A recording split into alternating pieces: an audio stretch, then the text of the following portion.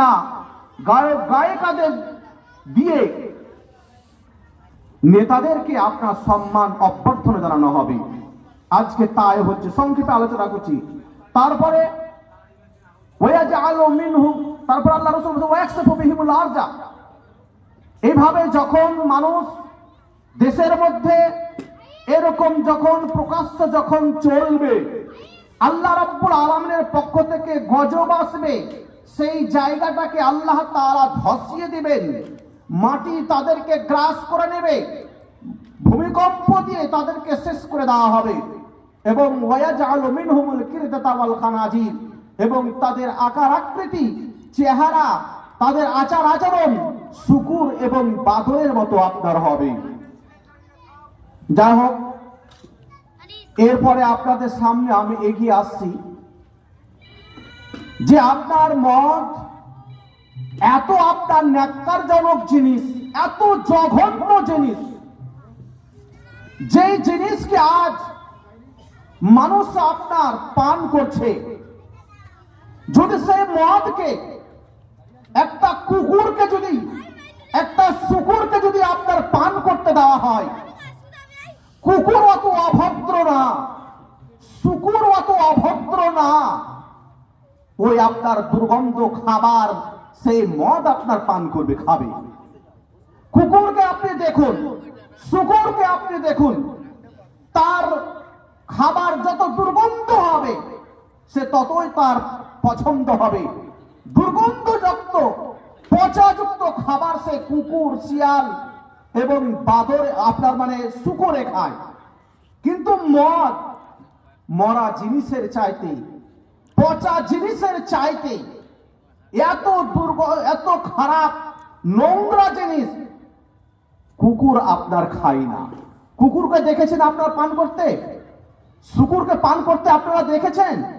মরা পড়ে আছে, 10 দিন থেকে আপনার দুর্গন্ধ থাকা যায় না। কুকুর সেটা আপনার ছিঁড়ে ছিঁড়ে খাচ্ছে, সিরিগাল আপনার ছিঁড়ে ছিঁড়ে খাচ্ছে। কিন্তু এই মদ এত জঘন্য, এত জঘন্য যে মানুষ আজ কুকুর শিয়ালের চাইতে নিকৃষ্ট এত প্রাণী যে আপনার সে মদ পান করছে।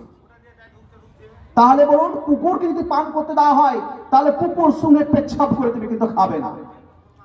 আর আজ সমাজের মধ্যে, দেশের মধ্যে ব্যাপক হারে নোংরামা আপনার চলছে। যুবকরা, এমনকি দেশের মধ্যে কতগুলো সমাজ আপনার রয়েছে, সেই সমাজের মধ্যে পয়সাওয়ালারা তারা কি করছে, এখানে গ্রামে মানুষ যাতে করে না দেখতে পায় তার জন্য তারা বড় বড় রেস্টুরেন্টে, বড় বড় লজে, বড় বড় হোটেলে, সেখানে গিয়ে তারা নারী, মদ এই সমস্ত নিয়ে তারা রাত অতিবাহিত করছে, তারা রাত যাপন করছে, আনন্দ উল্লাস করছে। অতএব ব্রাদার ইসলাম, তো মদ এত জঘন্য, কুকুরকে আপনি পান করতে দেবেন, কুকুর আপনার খাবে না। ওই জিনিস আজ মানুষ আপনার খাচ্ছে।